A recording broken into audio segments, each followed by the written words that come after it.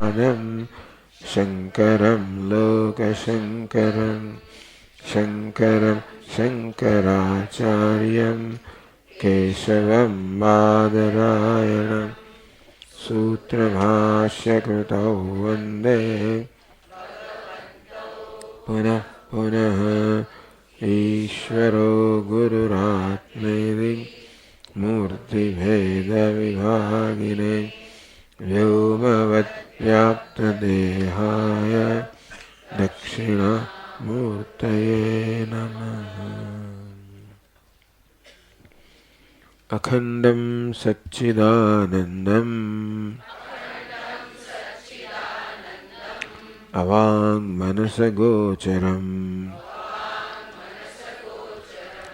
आत्मानमखिलाधारम्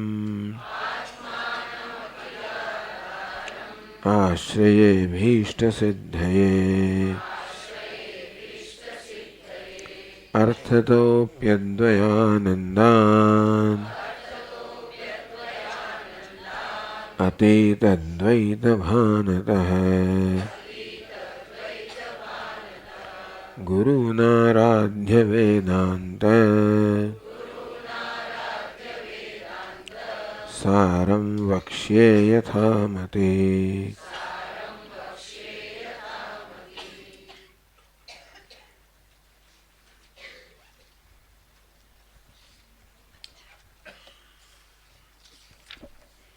एक 149 पानो।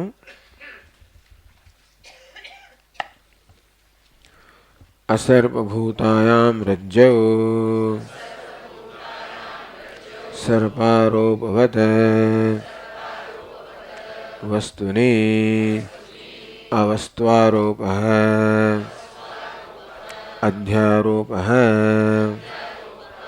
वस्तु सच्चिदानन्दानन्ताद्वयं ब्रह्म अज्ञानादि सकल जड़ समूहः अवस्तु अज्ञानं तु सदसद्भ्याम् अनिर्वचनीयम्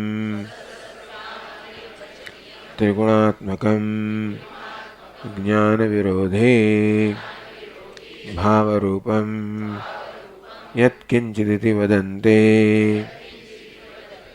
अहमज्ञः इत्यादि अनुभवात् देवात्मशक्तिं सगुणेन निगूढाम् इत्यादि श्रुतेश्च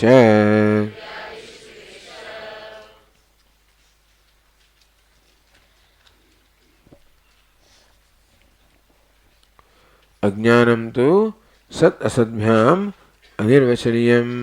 सत के असत એવી વ્યાખ્યા ન થઈ શકે, वो અનિર્વચનીય અર્થાત જેની વ્યાખ્યા ન થઈ શકે,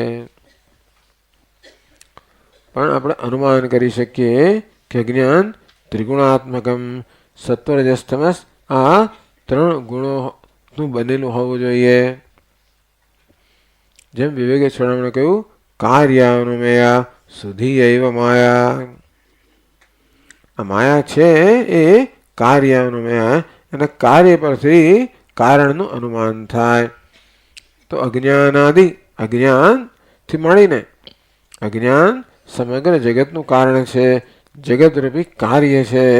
માટે અજ્ઞાન આપણે અનુમાન કરીએ. અજ્ઞાન એ અનુમાનનો વિષય છે, માયા એ પણ અનુમાનનો વિષય છે. અવ્યક્ત નામની પરમેશ શક્તિ વિવેક ચોરામણી કહે કે અવ્યક્ત નામની પરમાત્માની શક્તિ છે, જેની આપણે વાત કરશું. કાર્યાનુમેયા કાર્ય વડે જગતરૂપી કાર્ય દ્વારા જેનું હોવાનું અનુમાન થાય છે. ત્રિગુણાત્મિકા પરા કેવી છે? પરા છે, જગત કરતા ચડ્યા છે. એનું કારણ ત્રિગુણાત્મિકા ત્રણ ગુણની બનેલી. તો યા જગત સર્વદમ પ્રસૂયતે, જ્યાં સમગ્ર જગતને જન્મ આપે છે એવા માયા છે. એ કેવી છે કેવું મુશ્કેલ છે. સન્નાપ્ય સન્નાપ વિભયાત્મિકાનો વિવેક ચૂડામણી આગળ કહે કે સત કે અસત, માયા છે કે નથી, કે છે ને નથી, છે એમ પણ ના કહી શકાય, નથી એમ પણ ના કહી શકાય. છે ને નથી એવું સાથે તો બે હોય છે, વિરોધી વસ્તુ સાથે ન હોય. ભિન્નાપ્ય ભિન્ના ઉભયાત્મિકાનો,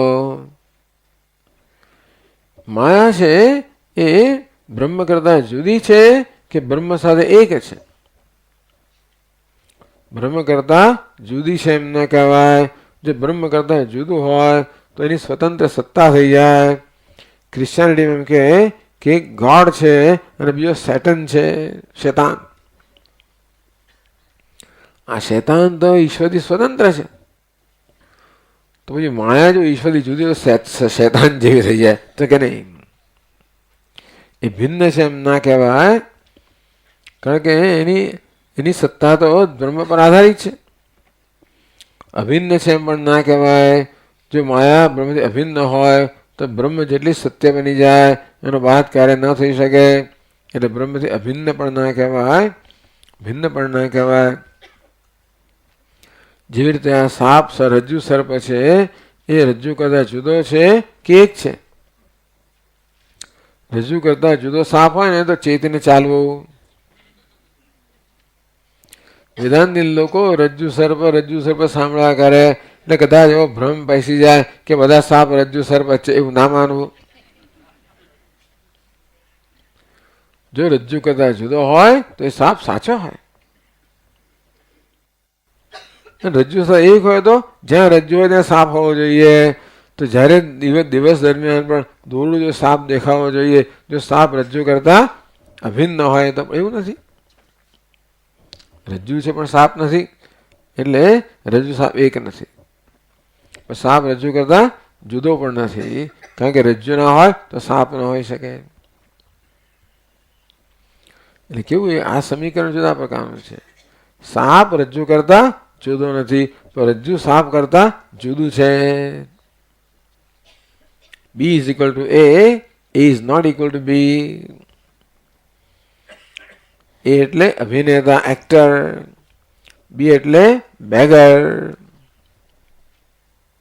અંગ્રેજીમાં કહેવાય. એ એટલે એક્ટર, બી એટલે બેગર. તો ગુજરાતીમાં બરોબર ગોઠવાતું નથી. એટલે અભિનેતા એ તો બરોબર છે, પણ ભિખારી તો ભ થઈ ગયો, બ નથી થતો. અ અને ભ. તો આ ભ છે અ કરતા જુદો નથી, પણ અ છે એ ભ કરતા જુદો છે. ભિખારી અભિનેતા કરતા જુદો નથી, કારણ કે ભિખારીમાંથી અભિનેતાને લઈ લેવામાં આવે તો ભિખારી નામની વસ્તુ બચે છે. અભિનેતાએ ભિખારીનો વેશ લીધેલો છે. એ ભિખારીમાંથી અભિનેતા લઈ લેવામાં આવે ત્યાં શું બચે? કઈ ના બચે. અભિનેતા કેવો છે? ભિખારી કેવો છે? અભિનેતા પર પૂરેપૂરો આશ્રિત છે, પરતંત્ર છે, મિથ્યારોપ છે, મિથ્યા છે. અભિનેતા સત્ય છે, અધિષ્ઠાન છે. આ પ્રકારે કોઈ વ્યાખ્યા થઈ શકતી નથી. અનિર્વચનીય ત્રિગુણાત્મકમ જ્ઞાન વિરોધી. જ્ઞાન વડે જેનો નાશ થાય નામ જ્ઞાન વિરોધી. જ્ઞાન જેનો વિરોધી છે. આપણે અંધકારની શું વ્યાખ્યા કરીએ? પ્રકાશ વિરોધી એટલે શું? પ્રકાશથી જે દૂર થાય એનું નામ અંધકાર. અંધકારની કોઈ સ્વતંત્ર વ્યાખ્યા નથી. અંધકાર કેવો છે? તો કે પ્રકાશ વડે જે દૂર થઈ જાય એનું નામ અંધકાર. અંધકારનો પ્રારંભ ક્યારે થયો? એનો ક્યારે પ્રારંભ હોય નહીં, હંમેશા હોય. એનો આદિ નથી પણ અંત હોય. તેમ અવિદ્યા કહો, અજ્ઞાન કહો, એનો કોઈ આદિ નથી, એનો કોઈ પ્રારંભ નથી, હંમેશા હતું જ. એનો અંત છે. જેમ અંધકાર દૂર થાય પ્રકાશ આવતા, તેવી રીતે જ્ઞાન જન્મતા અજ્ઞાન દૂર થાય. ભાવરૂપમ એટલે કેટલાક લોકો એમ કહે છે કે અજ્ઞાન એ જ્ઞાનનો અભાવ છે. અજ્ઞાન અ જે છે ને એને જુદા અર્થ થતા હોય છે. એટલે કહ્યું જ્ઞાન અભાવ એટલે અજ્ઞાની, જ્ઞાન વિરોધી અજ્ઞાન એવું કહ્યું. એટલે જ્ઞાન વિરોધ જે છે ને એક નકારાત્મક જે પાર્ટિકલ અક્ષર અને જાત જાતના અર્થો થાય. એક અર્થ થાય અભાવ, જેવી રીતે શું કહીશું આપણે,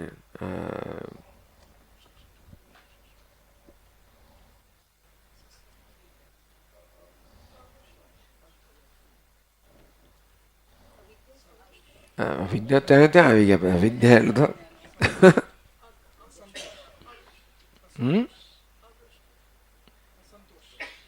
અસંતોષ.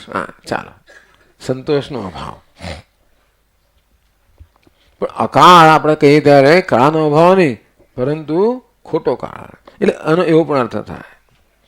અહીં આનો થાય છે વિરોધી. અજ્ઞાન એટલે જ્ઞાનનો અભાવ નહીં, જ્ઞાન વિરોધી. એટલે જ્ઞાન જેનો વિરોધી છે, જ્ઞાન વડે જે દૂર થઈ શકે છે. એટલે ભાવરૂપમ. અજ્ઞાન એ નથી એમ નથી, છે એમ પણ નથી કહેતા, પણ ભાવરૂપ કંઈક પ્રકારની સત્તા ધરાવે છે, વ્યાવહારિક સત્તા ધરાવે છે. અજ્ઞાન કોઈ પારમાર્થિક સત્તા ધરાવતો નથી, વ્યાવહારિક સત્તા ધરાવે છે. એટલે ભાવનો અર્થ એમ નહીં કે પારમાર્થિક સત્ય છે, પણ વ્યાવહારિક સત્ય ધરાવે છે. આ બધો વ્યવહાર એમાંથી જ જન્મેલો છે. એટલે એની ચર્ચા અહીંયા આવે છે બધી. વસ્તુતસ્તુ ન અત્ર અસ્માકમ અત્યંતમ આગ્રહ. અજ્ઞાનની વ્યાખ્યા કરવામાં અમારો કોઈ મહાન આગ્રહ નથી ભાઈ કે આમ છે ને આમ નથી. આ તો કંઈક વ્યાખ્યા કરી જેથી આપણે સમજી શકીએ. તમે ઘણા બધા વાંધા વચકા પાડી શકો આ વ્યાખ્યામાં. એટલે અમે એમ નથી કહેતા કે અમારી વ્યાખ્યા વાંધા વચકા વગરની છે. કંઈક વ્યાખ્યા કરવી, કંઈક સમજવાનો પ્રયત્ન કરીએ છીએ. ન અસ્માકમ અત્યંતમ આગ્રહ અજ્ઞાને. અજ્ઞાનની વ્યાખ્યા કરવા અમારો અત્યંત આગ્રહ નથી કે આમ જ છે ને આમ નથી. એવું હોય તો ભાઈ અજ્ઞાન કહેવાય જ નહીં, એ સત્ય બની જાય. સર્વ અનુપત્તે અલંકારત્વાદ. આપણે કોઈ રીતે સમજાવી શકતા નથી, એ તર્ક સંગત નથી. અજ્ઞાન તર્ક સંગત નથી, જગત તર્ક સંગત નથી, તો કઈ વાંધો નહીં. અલંકારત્વાદ એ ભૂષણ છે, દૂષણ નથી. તદુક્તમ અવિદ્યાયા અવિદ્યાત્વમ ઇદમેવ તુ લક્ષણમ યત પ્રમાણ સહિષ્ણુત્વમ અન્યથા વસ્તુ સા ભવેત ઇતિ. બૃહદારણ્યક ઉપનિષદ વાર્તિકા. ક્યાંથી આ માણસે કેટલી શોધખોળ કરી છે.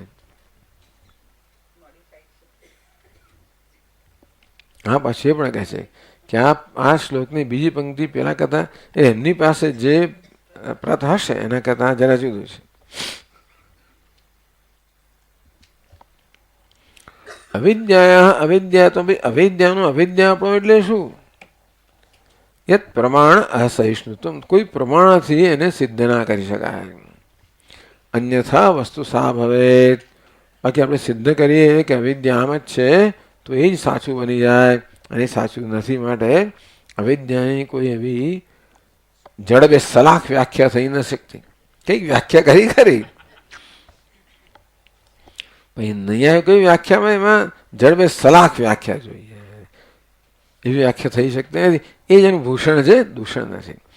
સેયમ ભ્રાંતિર નરાલંબા સર્વ ન્યાય વિરોધિની સહતેન વિચારમ સા તમો યદ્વદ દિવાકરમ. સેયમ સાયમ ભ્રાંતિ નિરાલંબા. આ ભ્રાંતિ છે, ભ્રાંતિ કહો, ભ્રમ કહો, અજ્ઞાન કહો, મિથ્યા કહો, માયા કહો, એનું કોઈ આલંબન સર્વ ન્યાય વિરોધિની. બધા પ્રકારના ન્યાય, બધા પ્રકારની યુક્તિથી વિરુદ્ધ છે. કોઈ યુક્તિ લાગુ પડતી નથી. એટલું કહી શકીએ સહતેન વિચારમ સા. જ્યારે આપણે જ્યારે વિચાર કરીએ કે અજ્ઞાન શું છે ત્યારે દૂર થઈ જાય છે. જ્યાં સુધી અજ્ઞાન વિશે વિચાર કરવામાં ન આવે ત્યાં સુધી અકબંધ રહે છે. માયા પણ અકબંધ રહે. વિચાર કરો, વિચારમ સહતે ને વિચારમ સા. આપણે સ્વામી મહારાજ કે લાઈક એ મિનિસ્ટર. માયા કેવી છે? સહતે મિનિસ્ટરો પણ જો એકવાર ઇન્કવાયરી શરૂ કરી પોલમ પોલ બધું બહાર આવે તેવી રીતે ન કરતા બધું બરોબર છે. ઇન્કવાયરી છે એકવાર શરૂ કરી એટલે હવે તો ત્યાં ગયા. સહતે એને વિચારમ સા. આ માયા વિચાર સહન ના કરી શકે લાઈક મિનિસ્ટરની જેમ. તમો યદ્વદ દિવાકરમ. અંધકાર જેવી રીતે સૂર્યને સહન ના કરી શકે તેવી રીતે આપણે જ્યારે વિચારો બી સૂર્ય. આ ઉપનિષદ શું છે? વેદાંત એટલે વેદાંત વિચાર છે. શાનો વિચાર છે? બ્રહ્મ વિશેનો વિચાર, આત્મા વિશેનો વિચાર, સત્ય વિશેનો વિચાર. એ પ્રકારે વિચારની કસોટી ચડાવે ત્યારે એ અદૃશ્ય થઈ જાય, રહે નહીં. એટલે અદ્વૈત મકરંદમાં એને એક પેલા ધુમ્મસ સાથે સરખામો. કઈ આ ધુમ્મસ તો આકાશમાં લટકી રહ્યો, એનો આધાર છે આકાશ લટકી રહ્યું છે. ધુમ્મસ ક્યાં સુધી? જ્યાં સુધી સૂર્યોદય થયો નથી ત્યાં સુધી. જો સૂર્ય ઉદય થાય ધુમ્મસ અદૃશ્ય થઈ જાય. દુર્ઘટત્વમ અવિદ્યાયા ભૂષણમ ન તો દૂષણમ. અવિદ્યા જે છે એ આપણે એની વ્યાખ્યા કરી શકતા નથી. સંતોષજનક વ્યાખ્યા કરી શકતા નથી. આમ જે છે અને આમ નથી એવું કહી શકતા નથી. એટલે અનિર્વચનીય એટલે વ્યાખ્યા ના થઈ શકે. એવી કઈ જાતની વ્યાખ્યા? શું વ્યાખ્યા? અનિર્વચનીય, જેની વ્યાખ્યા ના થઈ શકે. એ તો કઈ નૈયાયિક પણ આવું તો ના ચાલે. દરેક વસ્તુની વ્યાખ્યા થવી જોઈએ. આપણે તું જ કર ભાઈ વ્યાખ્યા, એટલે તને ખબર પડશે. એ વ્યાખ્યા કરતા એને તરત ખંડન થઈ જાય. એટલે ટૂંકમાં આપણે બહુ વ્યાખ્યાઓ કરવી નહીં. આપણે સામેનો પ્રશ્ન પૂછે ને કે તું જ ભાઈ કે ને ઈશ્વર છે એવું નક્કી કર, પુરવાર કરો ઈશ્વર છે. તું બી પુરવાર કહે કે નથી, લે એવું કેવું.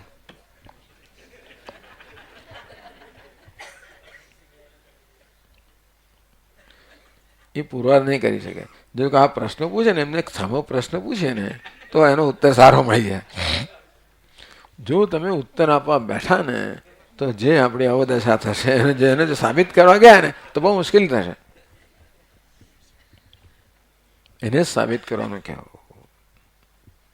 સિયમ ભ્રાંતિ નરાલંબા સર્વ ન્યાય વિરોધિની સહતેન વિચારમસા તમો યદ્વદ દિવાકર. વિચારો બી સૂર્ય જણાવે ત્યારે પછી આ ભ્રાંતિ રહેતી નથી. એટલું જ આપણે કહી શકીએ કે એનો નાશ થાય છે. નાશ થયેલો હોવી જોઈએ. ધુમ્મસ લટકી રહ્યું છે, દિવસ છે ના કહેવાય, રાત છે એમ પણ ના કહેવાય, શું છે એમ ના કહેવાય, પણ કોઈક રીતે આપણી દ્રષ્ટિને અવરોધ તો કરતું જ હોય છે. એ જતું રહે એટલે આપણી દ્રષ્ટિને આપણે અવરોધ જતો રહે. બધા પહાડો સ્પષ્ટ થઈ જાય, બાકી દેખાય નહીં આપણે ધુમ્મસ હોય ત્યારે.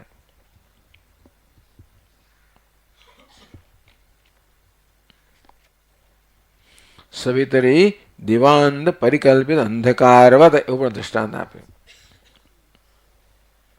પેલો ઘુવડ હોય ને, ઘુવડ એ શું કે અંધકાર છે.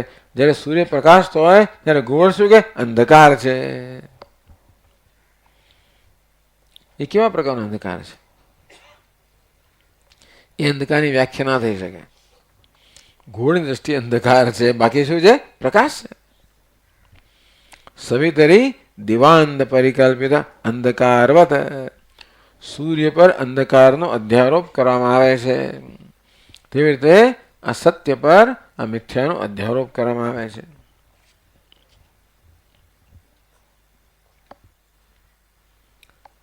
હવે છેલ્લું એક પ્રમાણ કહે છે, ઇદાનીમ યથા નિરૂપિતમ.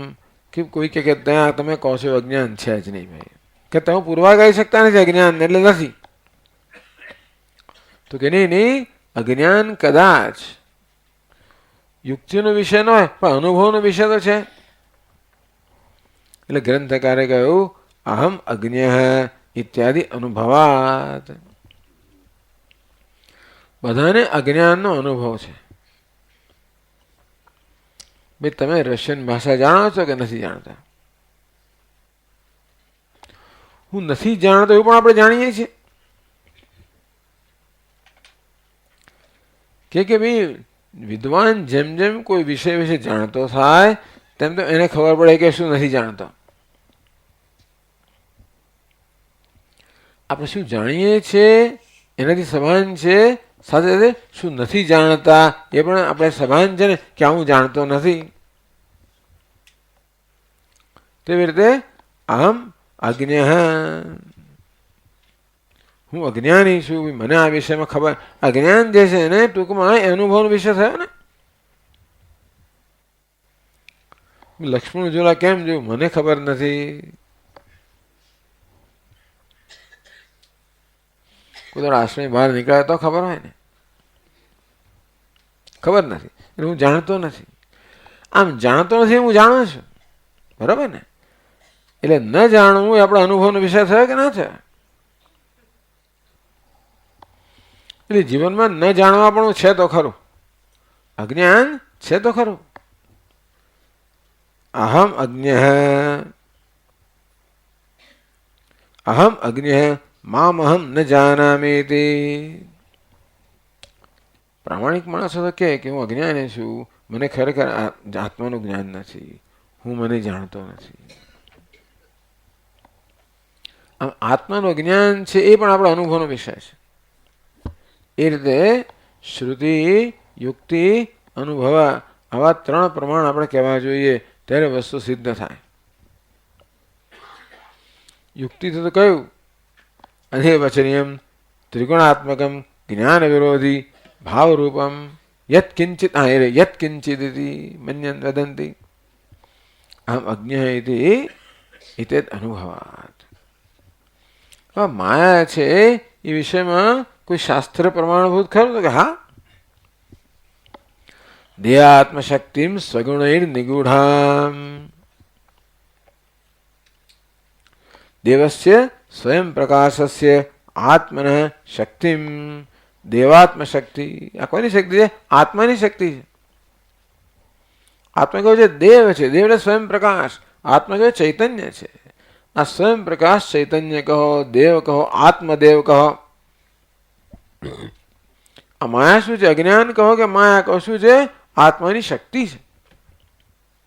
પાછી બીજી તકલીફ, શક્તિ એટલે કશું કહો એટલે કઈક તકલીફ થાય. શક્તિ એટલે શું સમજ કહે? શક્તિવત પરતંત્રામ. એટલે શક્તિ છે એવું નથી કહેવાતા, પણ શક્તિ જેવી રીતે શક્તિમાનને પરતંત્ર છે. કોઈ બુદ્ધિમાન હોય, બુદ્ધિ બુદ્ધિમાન પર આધારિત ખરી ને. બુદ્ધિમાન વગર બુદ્ધિ હોય શકે ના હોય શકે? કીર્તિમાન, કીર્તિ કોના પાસે? કીર્તિમાન પર આધારિત છે. ધનવાન, ધન કોના પાસે? ધનવાન, ધન પર આધારિત ધનવાન. શક્તિ કહેવાનું પ્રયોજન આટલું જ છે કે શક્તિમાન પર આધારિત, એટલે એની સ્વતંત્ર સત્તા નથી. બ્રહ્માશ્રયા માયા અસ્તિ. આ માયા છે એ બ્રહ્મ પર આશ્રિત છે, આટલું જ કહેવાનો હેતુ છે. આ ભિખારી છે અભિનેતા પર આશ્રિત છે. ભિખારી અભિનેતાની શક્તિ છે એવું કહેવાય તો કહેવાય. અભિનેતામાં શક્તિ છે કે ભિખારી જેવો, ભિખારી જેવો દેખાઈ શકે. તો દોરડામાં શક્તિ છે કે સાપ રૂપે દેખાઈ શકે, કેવું તો કહેવાય. દોરડામાં માયા છે, માયા શક્તિ છે, જેને કારણે દોરડું સાપ રૂપે દેખાય છે. પણ આ તો શ્વેતાસુ ઉપનિષદે કહ્યું દેવાત્મ શક્તિમ દેવસ્ય આત્મન શક્તિમ શક્તિવત પરતંત્રામ. આ શક્તિઓ તો દેખાતી કેમ નથી? સ્વગુણૈ નિગૂઢામ. આ સત્વ રજસ તમસ આ ત્રણ ગુણો વડે નિગૂઢામ છુપાયેલી છે. આલિંગિતામ, જેવી રીતે પાર્વતી હોય ને, શિવ પાર્વતી, પાર્વતી શિવને આલિંગન કરી રહેલા હોય, એટલે કે એ શક્તિ છે એ શિવ પર આધારિત છે, શિવ શક્તિ. તેવી રીતે બ્રહ્મ અને માયા તે ધ્યાન યોગાનુગતા અપશ્યન. ધ્યાન યોગ દ્વારા ઋષિ મુનિઓએ આવી શક્તિના માયાના દર્શન કરે એમ કહે છે. એ રીતે માયા છે એ માટે અહીંયા આગળ શાસ્ત્રનું પ્રમાણ આપવામાં આવે. ઇત્યાદિ વચનાત ઇન્દ્રો માયાભિ પુરુરૂપ ઈયતે. ઇન્દ્ર પોતાની માયા વડે અનેક રૂપે પરમાત્મા પોતાની માયા વડે અનેક રૂપે ભાસે છે. માયામ તો પ્રકૃતિ વિદ્યાત માયનમ તો મહેશ્વરમ. ઈશ્વરતા સમજ કહેવામાં આવ્યું કે માયા જગતનું કારણ છે, મહેશ્વર આ માયાનો સ્વામી છે. અજ્ઞાનેનાવૃતમ જ્ઞાનમ તેન મુહ્યંતિ જંતવ. કયો અધ્યાય છે? જો પાછો અજ્ઞાનેનાવૃતમ જ્ઞાનમ તેન મુહ્યંતિ જંતવ. હા, કયો શ્લોક? 15મો. હા, જોઈને કહેશો, જોઈને કયો. જેટલી સરળતાથી જવાબ આપે ને એમાં એ લાગે છે કે આ પોતાનો જવાબ નથી. હા,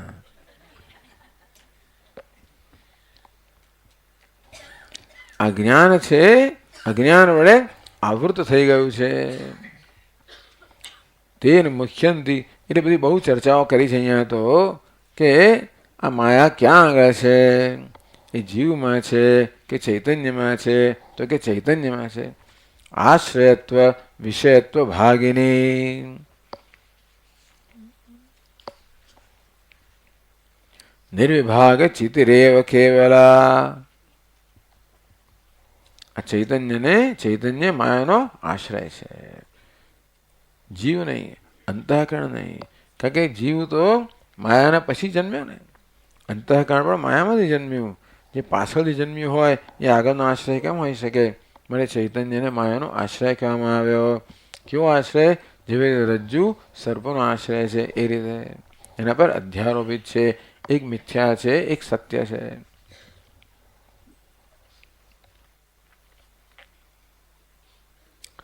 નાહમ પ્રકાશ સર્વસ્ય યોગ માયા સમાવૃત. કયો અધ્યાય છે?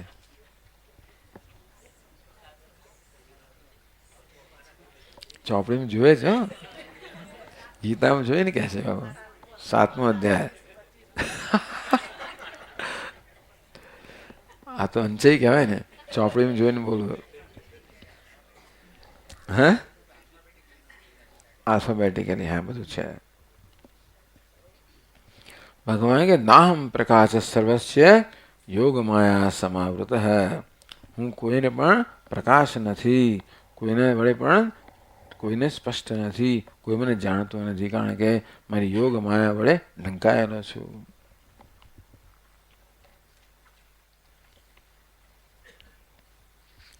પછી બીજું પણ કહે છે આ લોકો આત્માવારે દ્રષ્ટવ્ય એમ કહે છે. આ સાંભળ્યું છે ને વાક્ય? આત્માવારે દ્રષ્ટવ્ય, શ્રોતવ્ય, મંતવ્ય, નિધ્યાસિતવ્ય. આ વાક્યનો અર્થ શું થાય? આત્મા વૈયરે દ્રષ્ટવ્ય, આત્માના દર્શન કરવા જોઈએ હે મૈત્રેય. એટલે કે આત્માને જાણવો જોઈએ. એવું ક્યારે કે?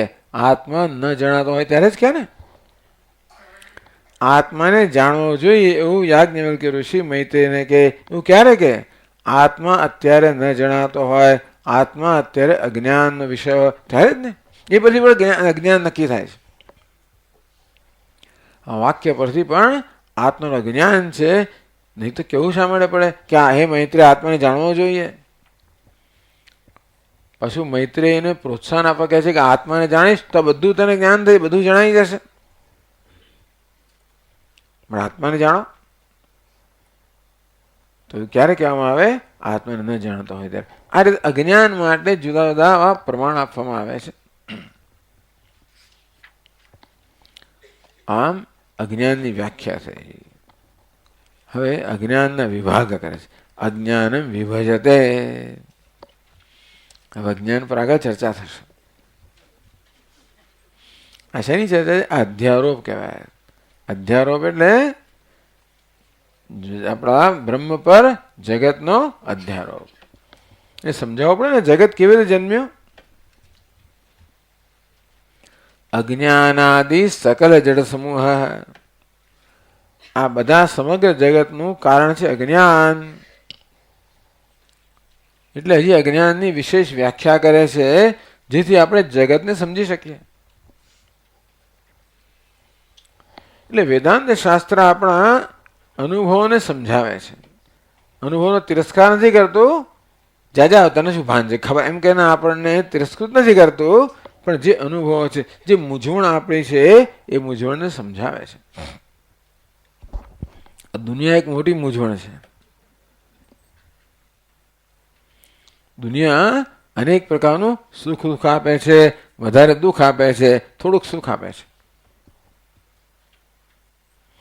દુનિયા એટલે ઠંડી, ગરમી, અગવડ, સગવડ, માન, અપમાન, સફળતા, નિષ્ફળતા, સ્તુતિ, નિંદા, નામ દુનિયા. ટૂંકમાં સ્તુતિ કરનાર પણ દુનિયા હોય, નિંદા કરનાર પણ દુનિયા હોય, ખરું ને? માન આપનાર પણ દુનિયા હોય, અપમાન કરતા. એટલે આ બધું કારણ દુનિયા જ છે ને. આપણો અત્યારનો પ્રશ્ન દુનિયા છે. આપણે પોતે તો છીએ પણ દુનિયા આપણો પ્રશ્ન છે ને. એટલે દુનિયાને સમજવી પડે કે દુનિયા ખરેખર આપણી સમસ્યા હોવા યોગ્ય છે કે નહીં. જેને આપણે સમસ્યા માનીએ છીએ આ જગતને, એ ખરેખર સમસ્યા બનવા યોગ્ય છે કે નહીં, કે આપણે ખાલી ખાલી ડરીએ છીએ. અમારા સ્વામીજી તામિલની એક કવિતા પરથી દૃષ્ટાંત આપે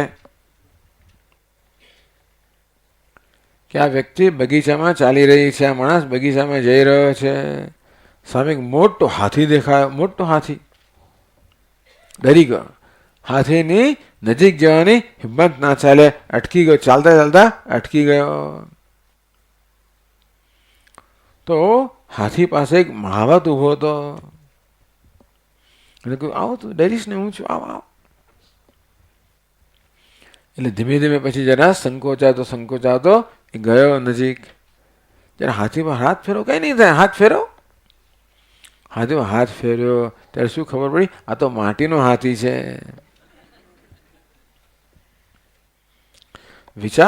જેમ વિચાર ન કરીએ ત્યાં સુધી સત્ય લાગે. વિચાર કરીએ તો દુનિયા પણ કેવી છે, આપણને દમનારી એવું લાગે છે. સતત સંઘર્ષનો વિષય છે. અને સુખ કરતા દુઃખ વધારે આપે છે. સફળતા આપે છે પણ નિષ્ફળતા વધારે આપે છે. સ્તુતિ કરે છે પણ નિંદા વધારે કરે છે. માન આપે છે, અપમાન વધારે કરે. ટૂંકમાં દુઃખ વધારે જન્માવે છે. એટલે જીવ પણ આપણી સમસ્યા છે, જગત પણ આપણી સમસ્યા છે. અને માટે જીવને, જગતને, ઈશ્વરને બરોબર સમજવા. એને માટે હવે આ જગતની રચનાની વાત કરે છે, સર્જનની વાત કરે છે કે જગત અજ્ઞાનમાંથી સર્જાયું. કેવી રીતે, કયા ક્રમથી સર્જાયું? જેમ પહેલા એક સોનાનો પિંડ હોય, લગડી હોય,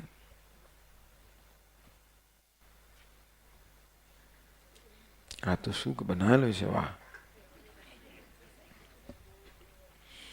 પછી એમાંથી એક સળિયો બનાવે, એમ ટીપીને એમાંથી તાર બનાવે, એના ટુકડા કરે. એની પછી પેલી કડીઓ બનાવે, એ કડીઓને જોડીને એની કંઠી બનાવે. આમ કંઠી કેમ બની એ આપણે જરા આવી રીતે ક્રમવાર સમજાવ તો બરોબર સમજ પડે. તેવી રીતે જગત કેમ જન્મ્યું સમજાવશે કે ખરેખર તો જગતમાં આ 3 શરીર છે: સ્થૂળ શરીર, સૂક્ષ્મ શરીર, કારણ શરીર. આ બધું તમને જોવા મળશે આની અંદર.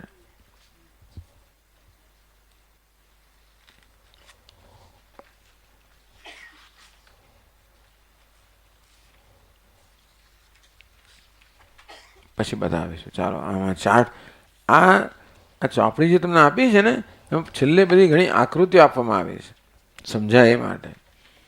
થોડોક સમય જો તમે એની પાછળ આપો અને જરા અભ્યાસ કરો તો બધું જરા સ્પષ્ટ થાય. આકૃતિ દ્વારા પણ બધું સ્પષ્ટ થાય.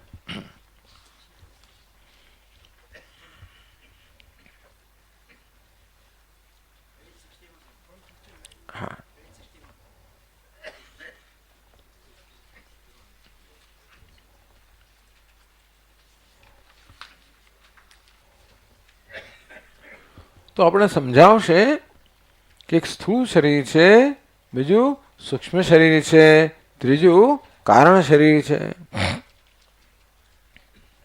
અથવા ત્રણ અવસ્થાઓ છે, જાગ્રત અવસ્થા, સ્વપ્ન અવસ્થા, સુષુપ્તિ અવસ્થા. આટલું બધા જાણીએ જ છે. અથવા આ જે દેખાય છે ને બહાર એ કેવું છે? સ્થૂળ શરીર છે. હવે જો માણસનું મૃત્યુ થાય ને ત્યારે આ શરીર જે છે ને અત્યારે સજીવ છે, ચેતન છે, મૃત્યુ થાય ત્યારે અચેતન બની જાય, નિર્જીવ બની જાય. તો શું થતું હશે આ શરીરમાં, જેને કારણે થોડીક સેકન્ડ પહેલા જ જે સજીવ હતું એકદમ નિર્જીવ બની ગયું? ડોક્ટરો કહે ને હાર્ટ એટેક આવે ને બ્રેઇન ડેડ ને ફલાણા, પણ વેદાંત શું કહે? વેદાંત કહે કે આ સ્થૂળ શરીરમાં એક સૂક્ષ્મ શરીર છે. જ્યાં સુધી સૂક્ષ્મ શરીર આ સ્થૂળ શરીરમાં હોય ત્યાં સુધી આ સ્થૂળ શરીર ચેતન બનતું છે.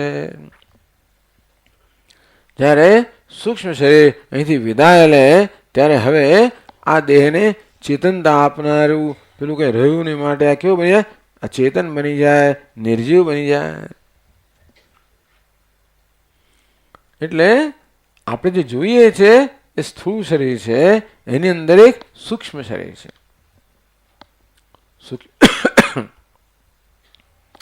સૂક્ષ્મ કોને કહેવાય? જેનું આપણે જે ઇન્દ્રિયોથી આપણે અનુભવી ન શકીએ. ઇન્દ્રિય અનુભવાય છે આ શરીર એટલે સ્થૂળ શરીર, પણ સૂક્ષ્મ શરીર છે એ ઇન્દ્રિયોથી અનુભવી શકે. એટલા જ મને જતું તો ખબર જ નથી પડતી. એથી વિદાય દેખાતું નથી, નહીં તો ખબર પડી જાય આપણને. એટલે કેટલાક લોકોએ નક્કી કર્યું, આપણે જયારે જોઈએ તો ખરા કે સૂક્ષ્મ શરીર છે કે નહીં, એટલે એમણે વજન માપ્યું કે જ્યારે માણસ જીવતો હતો ત્યારે વજન આટલું હતું, પેલું જતો રહ્યું ત્યારે આટલું વજન ઓછું થયું. એટલે એનું કંઈ વજન નથી હોતું, એને સૂક્ષ્મ કહેવાય જ નહીં. એ આપણે સમજાવશે મન, બુદ્ધિ, ઇન્દ્રિયો વગેરેનું બનેલું છે, એવું એક સૂક્ષ્મ શરીર છે. ત્રીજું એક કારણ શરીર છે. સ્થૂળ શરીર અને સૂક્ષ્મ શરીર બંનેને જન્મ આપનાર એક કારણ શરીર છે.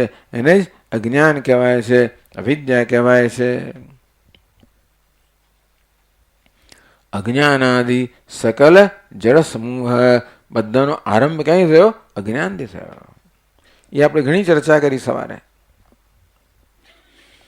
અજ્ઞાન કહો એને કારણ શરીરમાં કહીએ, કારણ કે એ બધાનું કારણ છે, માટે આપણે એ ચર્ચા કરશું. કારણ શરીર કહેવાય, બધાનું કારણ છે માટે.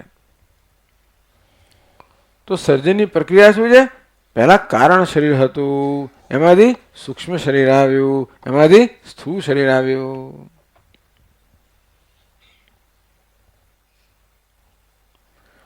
તો સ્થૂળ શરીર સાથે દ્વારા વ્યવહાર કરી એને જાગ્રત અવસ્થા કહેવાય. સૂક્ષ્મ શરીરમાં માત્ર વ્યવહાર થાય સ્વપ્ન અવસ્થા કહેવાય. માત્ર કારણ શરીર જ્યાં હોય એને સુષુપ્તિ અવસ્થા કહેવાય. કારણ સૂક્ષ્મ સ્થૂળ, સુષુપ્તિ સ્વપ્ન જાગ્રત. આટલું જરા યાદ રાખશો ને તો આ શું કહે છે કંઈક આપણને થોડુંક પરિચિતતા લાગશે. તો ચાલો પછી બીજા, હા, તો આપણે આગળ હવે 154 પાન પર વાંચીએ.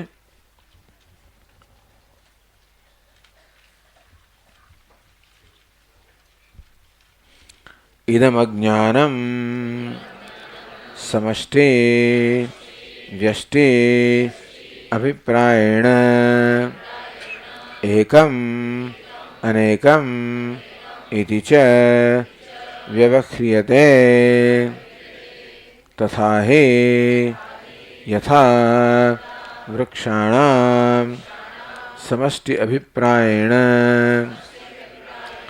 વનમ ઇતિ એકત્વ વ્યપદેશઃ યથા વા જલાનામ સમષ્ટિ અભિપ્રાયેણ જલાશયઃ ઇતિ તથા નાનાત્વેન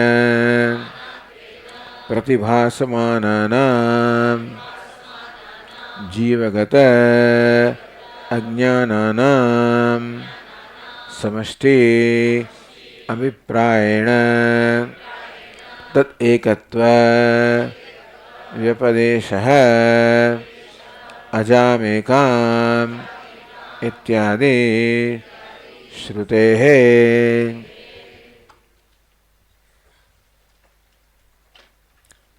इदम अज्ञानम आ अज्ञान जाने बात करें जे जगतનું મૂળ કારણ છે જે સત છે કે અસત એવું કહી શકાતું નથી પછતા ભાવરૂપ છે ત્રિગુણાત્મક છે ભાવરૂપ છે જ્ઞાન વિરોધી છે વગેરે આ જ્ઞાન જેની આગળ વાત કરવામાં આવી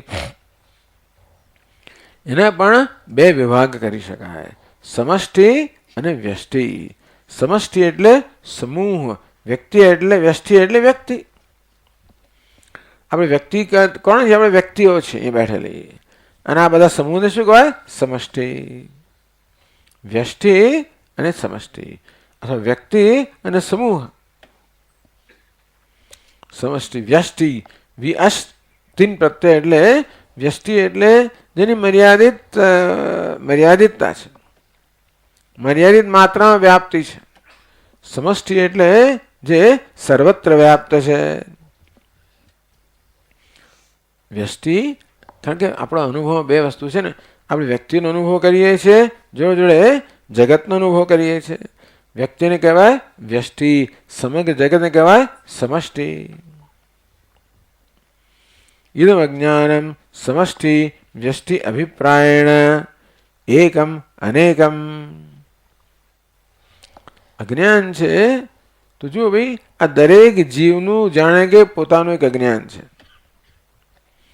આપણા દરેકના અજ્ઞાન આમ જો જુદા જુદા કહેવાય કારણ કે મને જ્ઞાન થાય એટલે તમને જ્ઞાન થાય કે એકને જ્ઞાન થાય બીજાને થયું એવું નિયમ નથી બરાબર ને એક જ્ઞાની પુરુષ હોય બીજા બધા અજ્ઞાની હોય એનો થાય કે ભાઈ એનું અજ્ઞાન દૂર થઈ ગયું એને જ્ઞાન થયું હજી આપણું દૂર થયું નથી પણ એનું અજ્ઞાન જુદું હોવું જોઈએ અને આપણું જુદું હોવું જોઈએ ત્યારે જ એવું થાય ને આમ નાનાત્વેન પ્રતિભાસમાનાનામ જીવગત અજ્ઞાનાનામ આ દરેક જીવનું જાણે કે જીવ એટલે જેટલા અંતઃકરણ છે જેટલા સૂક્ષ્મ શરીર છે અજ્ઞાન ક્યાં રહેલું છે સૂક્ષ્મ શરીરમાં રહેલું છે અંતઃકરણમાં રહેલું છે જેટલા અંતઃકરણ છે જેટલા મન છે એટલા અજ્ઞાન છે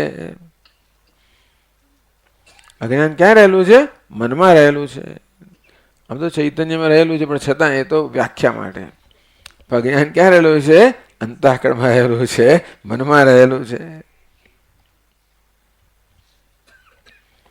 બધી બહુ આમ સામસામે દલીલો થાય ત્યારે પછી ચૈતન્યમાં રહેલું કહેવાય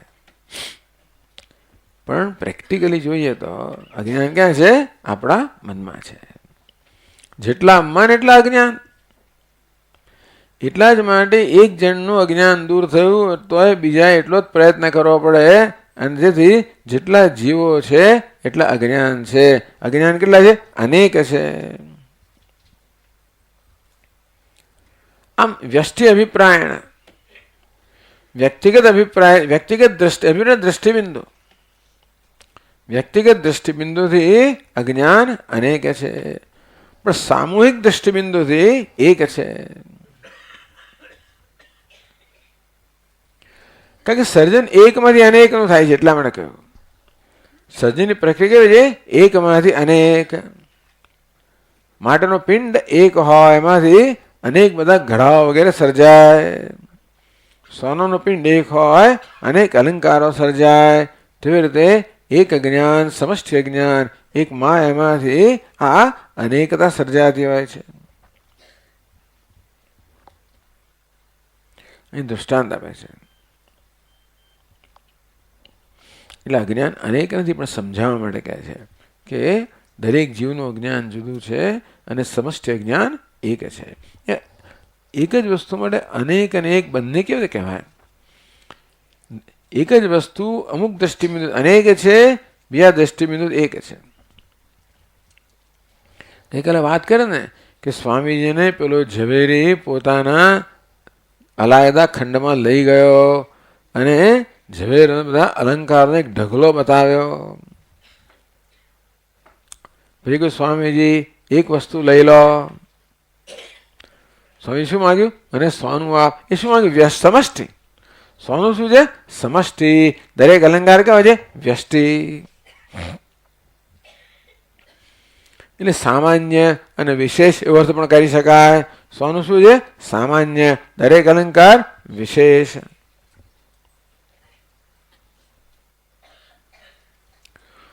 તો સોનામાંથી અલંકારો બના, સમષ્ટિમાંથી વ્યષ્ટિનું સર્જન થયું, સામાન્યમાંથી વિશેષનું સર્જન થયું. તો એક જ વસ્તુના દ્રષ્ટિબિંદુ થયા. સોનું અલંકારની દ્રષ્ટિ જોઈએ તો અનેક છે, સોની દ્રષ્ટિ જોઈએ તો એક છે. એક જ સોનું. અલંકારની દ્રષ્ટિ જોઈએ તો અનેક છે, સોનાની દ્રષ્ટિ જોઈએ તો એક છે. તેવી રીતે અહીંયા ગ્રંથકાર જુદું દ્રષ્ટાંત આવે છે. યથા વૃક્ષાણામ સમષ્ટિ અભિપ્રાયણ. વૃક્ષ અને વન, હિમાલય તો ઘણા બધા વન છે. વન કહો, જંગલ કહો. વન કોને કહેવાય? અનેક વૃક્ષોના સમુદાયને વન કહેવાય, ખરું ને? વન એટલે શું? વન એટલે જંગલ. એટલે શું? અનેક વૃક્ષોનો સમુદાય, જે વિશાળ અને અનેક વૃક્ષોના વિશાળ સમુદાયને, 2-5 વૃક્ષોને વન ના કહેવાય, અનેક વૃક્ષોના વિશાળ સમુદાયને વન કહેવાય. વિશાળ એટલે સર્વવ્યાપ્ત એવું. યથા વૃક્ષાણામ સમષ્ટિ અભિપ્રાયણ. હજી વ્યષ્ટિની વાત નથી, સમષ્ટિની જ વાત કરે છે. તો આપણે જ્યારે જમીન પર ચાલતા હોઈએ ત્યારે આપણને દરેક વૃક્ષ જુદું જુદું દેખાય. આંબો છે, આ પીપળો છે, આ લીમડો છે, આ વડ છે, વગેરે. પણ એવી કલ્પના કરો કે તમે એરોપ્લેનમાં બેઠા છો. આજકાલ એરોપ્લેનો છે લગભગ 7 માઇલ ઉપર છે, 35,000 ફૂટ ઊંચે જતા રહે. ત્યાંથી પછી તમે નીચે જુઓ તો ત્યાં તમને આંબો દેખાય ખરો? ત્યાંથી તમે જુઓ કે જો આ આંબો, આ પીપળો. મોટા સ્વામીજી એક આવી રીતે કથા કહે. બધી કથાઓ ઘણા એમના ફળદ્રુપ ભેજામાં ઉપજતી હશે. 2 ખેડૂતોની જમીન બાજુમાં હતી. બંને ઝઘડો કરતા હતા. એમાં કઈ 4-6 ફૂટનો એક પટ્ટો હતો. પેલું કે આ મારું છે, પેલું કે આ મારું છે. કોનું છે નક્કી કેમ કરવું? ન્યાયાધીશ પાસે વાત ગઈ. ન્યાયાધીશ કહે છે આ બંનેને એરોપ્લેનમાં લઈ જાઓ, ત્યાંથી પછી દેખાડો, અને ત્યાંથી એને કહે કે આ મારી જમીન છે, આ પેલાની છે. ભેદભાવ નષ્ટ થઈ જાય ને. જેમ ઊંચે ચડીએ તેમ શું થાય? ભેદભાવ ધીમે ધીમે ધીમે ઓગાતા જાય. ધારો કે એવું એરોપ્લેન આમ જતું હોય ઉદ્ધર, તો જેમ જેમ ઉપર જઈએ તેમ તેમ આ નીચે હોઈએ ત્યારે બધા ભેદભાવ બહુ સ્પષ્ટ દેખાય. પણ જેમ જેમ ઉપર જતા જઈએ તેમ તેમ ભેદભાવ બધા સ્પષ્ટ થતા જાય, ઝાંખા થતા જાય, અને અમુક ઊંચાઈએ પહોંચીએ ત્યારે કોઈ ભેદભાવ આપણે જોઈ શકીએ નહીં. જોઈ શકીએ ખરા. આપણને કે વન, એ વન એ શું છે? આપણે વૃક્ષ નહીં પણ વૃક્ષત્વ, વૃક્ષપણું દેખાય છે. નીચે હોઈએ ત્યારે આપણે વિશેષતા દેખાય, ઉપર એટલે સામાન્ય દેખાય. સામાન્ય અને વિશેષનો અર્થ સમજ્યા ને? સોનાને સામાન્ય કહેવાય, ઘરેણાને વિશેષ કહેવાય, માટીને સામાન્ય કહેવાય, ઘડાને વિશેષ કહેવાય. તેવી રીતે વૃક્ષપણું, વૃક્ષત્વ કે વૃક્ષપણું શું છે? સામાન્ય છે. પ્રત્યેક વૃક્ષ વિશેષ છે. જુઓ, એટલે આ પેલો વડ ખરો ને, એ પણ વૃક્ષપણું, એ વૃક્ષ ખરું કે નહીં? એ વડ વૃક્ષપણું ધરાવે છે કે નહીં? પીપળો વૃક્ષ ખરો કે નહીં? એ પણ વૃક્ષપણું ધરાવે. અને વૃક્ષ ક્યારે કહીએ? આને વૃક્ષ તમે કહેશો? આને કેમ નહીં કહો? અને શું ગુનો કર્યો તેને વૃક્ષ નહીં કહો? મારા હાથમાં જે પદાર્થ છે એને વૃક્ષ કહેવાય કે ના કહેવાય? કેમ ના કહેવાય? માટી છે. આમાં શું પણ છે? આમાં ઘડા પણ છે. અને ઘડો ઓળખ્યો કેવી રીતે તમે? મારા હાથમાં તો ઘડો છે, એ ઘડો ઓળખ્યો કેવી રીતે? કારણ કે ઘડાપણું કોને કહેવાય એનો ખ્યાલ આપણા મનમાં છે. જેનું પેટ મોટું હોય, જેનું મોં સાંકડું હોય એને ઘડો કહેવાય. એટલે જ્યાં મોટા પેટ વાળો, સાંકડા મોં વાળો એવો પદાર્થ દેખાય આપણે ઓળખી પડીએ ને.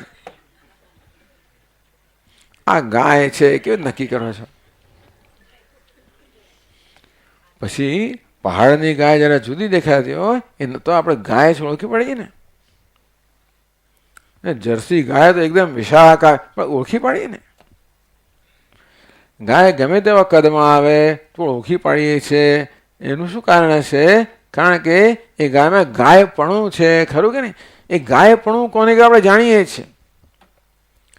અમુક પ્રકારના એના બધા અંગ ઉપાંગ હોય, એવી વ્યવસ્થા હોય, રચના હોય, તેને ગાય કહેવાય. એ અંગ ઉપાંગની બીજી રચના હોય ને ભેંસ કહેવાય, ત્રીજી રચનાને વાંદરો કહેવાય, ચોથી રચનાને મનુષ્ય કહેવાય. આમ ટૂંકમાં ઓળખી કે માણસ છે. આપણે એમ નથી કહેવાય આ ઘડો ગધેડો છે, કેવું નથી કહેતા, માણસ છે. કેમ? કારણ કે એની અંગ રચના અમુક પ્રકારમાં માણસપણું છે ને. દેખાવમાં તો છે, અંદર હોય કે ના હોય તો એ વાંધો નથી, પણ દેખાવમાં આપણે માણસ ઓળખીએ ને.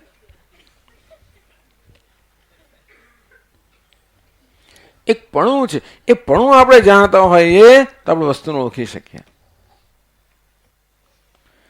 એટલે આપણા રોજ બરોજના અનુભવથી આપણે જાણીએ કે વૃક્ષ છે. કેમ? વૃક્ષ પણું ધરાવે છે.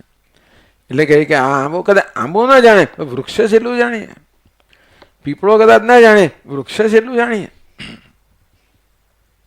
એના થડ હોય, ડાળીઓ હોય, પાંદડા હોય, વિસ્તરેલું હોય, એના મૂળ હોય, આ પ્રકારની જ્યાં રચના હોય એને વૃક્ષ કહેવાય. એટલે વૃક્ષ શું છે? જે વૃક્ષપણું ધરાવે છે એને વૃક્ષ કહેવાય. તો આંબાનું વૃક્ષ એટલે શું? વૃક્ષપણું વત્તા આંબાપણું. વૃક્ષપણું વત્તા આંબાપણું એટલે શું થાય? આંબાનું વૃક્ષ. વૃક્ષપણું વત્તા લીમડાપણું એટલે શું થાય? લીમડાનું વૃક્ષ. માણસપણું વત્તા દેવદત્તપણું એટલે દેવદત્ત કહેવાય. તેવી રીતે વૃક્ષપણું અને પીપળાપણું એટલે પીપળાનું વૃક્ષ કહેવાય. ટૂંકમાં આપણે જયારે અહીંયા હોય ત્યારે પીપળાનું વૃક્ષ દેખાય ને, એવી વસ્તુ દેખાય. પીપળાપણું પણ દેખાય છે અને વૃક્ષપણું પણ દેખાય છે. હવે વૃક્ષમાં પીપળાને પછી અમુક પ્રકારના અવયવો હોય, એ પછી અમુક પ્રકારના પાંદડા હોય, એ પછી નક્કી થાય કે આ પીપળો છે. બીજા પ્રકારના પાંદડા હોય, આ તો વડ છે. ત્રીજા પ્રકારના પાંદડા હોય, આ તો લીમડો છે. એનો વાત શું છે કે જમીન પર જ્યારે આપણે હોઈએ, નજીક હોઈએ, ત્યારે આપણને એની સામાન્ય પણ દેખાય અને વિશેષ પણ દેખાય. વૃક્ષપણું પણ દેખાય અને લીમડાપણું પણ દેખાય. એટલે કે લીમડાનું વૃક્ષ છે. વૃક્ષપણું પણ દેખાય અને પીપળાપણું દેખાય. આ પીપળાનું વૃક્ષ છે. વૃક્ષપણું દેખાય, આંબાપણું દેખાય. આ આંબાનું વૃક્ષ છે. હવે જરા ઊંચે જઈએ ને, એકદમ ઊંચે, ત્યારે શું થાય ખબર છે? વૃક્ષપણું દેખાય છે પણ આંબાપણું દેખાતું નથી. સમજ પડી? આંબાપણું અને પીપળાપણું અને લીમડાપણું વૃક્ષને જુદા પાડનારા છે ને. વૃક્ષપણું સરખું છે, બધામાં સામાન્ય છે વૃક્ષપણું. એ દ્રષ્ટિએ બધા એક છે ને. વૃક્ષ કે વૃક્ષત્વ કહેવાય. સંસ્કૃત શું કહેવાય? વૃક્ષત્વ. ગુજરાતીમાં કહે વૃક્ષપણું, સંસ્કૃતમાં વૃક્ષત્વ. તો વૃક્ષત્વના દ્રષ્ટિબિંદુથી જોયો તો બધા વૃક્ષો એક ખરા કે નહીં? પરંતુ પછી એમની વ્યષ્ટિ જોઈએ. ટૂંકમાં આંબો અને લીમડો, આંબાપણું, લીમડાપણું, એ જ્યારે નજરમાં આવે એ વસ્તુ વૃક્ષને જુદા પાડનારી છે. વૃક્ષમાં ઐક્ય પણ છે અને વિવિધતા પણ છે. વૃક્ષત્વની દ્રષ્ટિએ બધા કેવા છે? એ સામાન્ય દ્રષ્ટિએ બધા એક છે. એટલે ટૂંકમાં આપણે જ્યારે એરોપ્લેનમાં જઈએ, 7 માઇલ ઉપર જઈએ, ત્યાં શું થાય? ત્યાંથી આંબો છે એમ કહી આપો, ના કહી આપાય. આંબો, પીપળો, લીમડો કશી ખબર ના પડે. ત્યાં શું ખબર પડે? આ વન છે. વન તો નામ આ શું છે? આ વૃક્ષો છે. એટલે આપણે માત્ર વૃક્ષ પણ દેખાય છે, વિશેષમાંથી માત્ર સામાન્ય જ દેખાય છે. ખબર પડી ને? સમજ પડી? જમીન પર હોય ત્યારે બધી વિશેષતાઓ દેખાય, પણ ઊંચે જઈએ ત્યારે એ વિશેષતાઓ બધી ઓગળી જાય અને આપણને જે સામાન્ય તત્વ છે એનું દર્શન થાય. ઊંચે જવું પડે. નીચે હોઈએ ત્યારે આપણે બધી વિશેષતાઓ દેખાય. એવી રીતે આ દેહમાં હોઈએ, દેહમાં અહંભાવ ધરાવતો હોઈએ ત્યારે બધી વિશેષતાઓ દેખાય. આ પુરુષ છે, આ સ્ત્રી છે, આ ટેબલ છે, આ ખુરશી છે, આ પશુ છે, આ પક્ષી છે. ક્યારે? નીચે હોય ત્યારે. ક્યાં નીચે? જમીન પર. કઈ જમીન પર? ઉપાધિમાં જ્યારે અહંભાવ ધરાવતો હોય ત્યારે. અમુક ઉપર ચડવું એટલે ઉપર જવાનું નથી પછી. ઉપર ચડવું એટલે શું? જ્યારે આ દેહાત્મ બુદ્ધિથી મુક્ત થઈ જાય અને પછી જુએ ત્યારે શું દેખાય? જે સામાન્ય છે. કોણ છે? બ્રહ્મ છે. આ રીતે સામાન્ય અને વિશેષ, જમીન પર અને ઉપરથી. આ રીતે આખો દાડો આવ્યા જ કરશે આ વસ્તુ. સમષ્ટિ અને વ્યષ્ટિ. અત્યારે સમષ્ટિની એટલે સમૂહની વાત કરી રહ્યા છે. પછી આપણને પણ આપણે સમષ્ટિ ક્યારે વ્યષ્ટિને સમજીએ ત્યારે આપણે સમષ્ટિ સમજી શકીએ. એટલે બંને કહેવામાં આવ્યું, વ્યક્તિ એટલે વિશેષ, સમષ્ટિ એટલે સામાન્ય. વ્યક્તિ એટલે વ્યક્તિ અને સમષ્ટિ એટલે સમૂહ, પણ અહીંયા સામાન્ય અને વિશેષ અથવા વ્યક્તિ અને સમૂહ એ પ્રકારે અજ્ઞાનને સમજાવે છે. એટલે આ સૃષ્ટિને સમજાવે છે. આપણે સૃષ્ટિને સમજી શકીએ માટે આ પ્રકારને વર્ણન કરે છે. આપણે આગળ જોઈશું. ઓમ પૂર્ણમદઃ પૂર્ણમિદં પૂર્ણાત પૂર્ણમુદચ્યતે પૂર્ણસ્ય પૂર્ણમેવાવશિષ્યતે. ઓમ શાંતિ શાંતિ શાંતિ. શંકરં શંકરાચાર્યં સૂત્રભાષ્યકૃતૌ વંદે ભગવन्तૌ પુનઃ પુનઃ. ઈશ્વરો ગુરુરાત્મેતિ મૂર્તિભેદવિભાગિને વ્યોમવદ્વ્યાપ્તદેહાય દક્ષિણામૂર્તયે નમઃ. ઓમ શાંતિ શાંતિ શાંતિ. હરિ ઓમ. શ્રી ગુરુભ્યો નમઃ. હરિ ઓમ.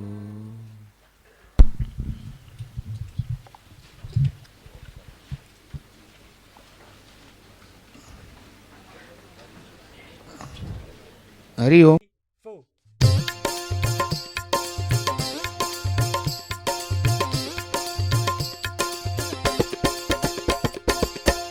આનંદ ગુરુનાથ રમણા, આનંદ ગુરુનાથા. આનંદ ગુરુનાથ રમણા, આનંદ ગુરુનાથા. આનંદ ગુરુનાથ રમણા, આનંદ ગુરુનાથા. આનંદ ગુરુનાથ રમણા, આનંદ ગુરુનાથા. સચ્ચિદાનંદ ગુરુનાથ રમણા, આનંદ ગુરુનાથા. સચ્ચિદાનંદ ગુરુનાથ રમણા, આનંદ ગુરુનાથા. સચ્ચિદાનંદ ગુરુનાથ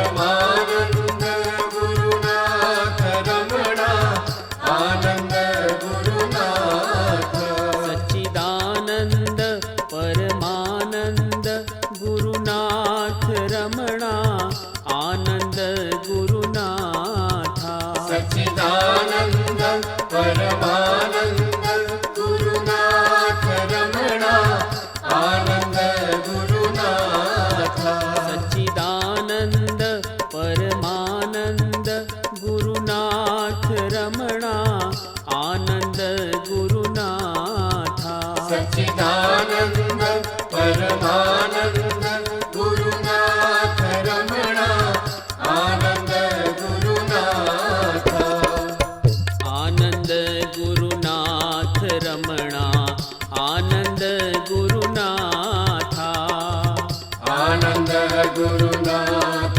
रमणा आनंद गुरुनाथ हृदयानंद गुरुनाथ रमणा आनंद गुरुनाथ हृदयानंद गुरुनाथ रमणा आनंद गुरुनाथ सच्चिदानंद परमानंद श्रीदयानंद गुरुनाथ रमणा आनंद गुरुनाथ सच्चिदानंद परमानंद श्रीदयानंद गुरुनाथ रमणा आनंद गुरुनाथ आनंद गुरुनाथ रमणा आनंद गुरुनाथ आनंद गुरुनाथ रमणा आनंद गुरुनाथ सच्चिदानंद परमानंद श्रीदयानंद गुरुनाथ रमणा आनंद गुरुनाथ सच्चिदानंद परमानंद श्रीदयानंद गुरुनाथ रमणा आनंद गुरुनाथ आनंद गुरुनाथ रमणा आनंद गुरुनाथ आनंद गुरुनाथ रमणा आनंद गुरुनाथ आनंद गुरुनाथ रमणा आनंद गुरुनाथ आनंद गुरुनाथ रमणा आनंद गुरुनाथ आनंद गुरुनाथ रमणा आनंद गुरुनाथ आनंद गुरुनाथ रमणा आनंद गुरुनाथ आनंद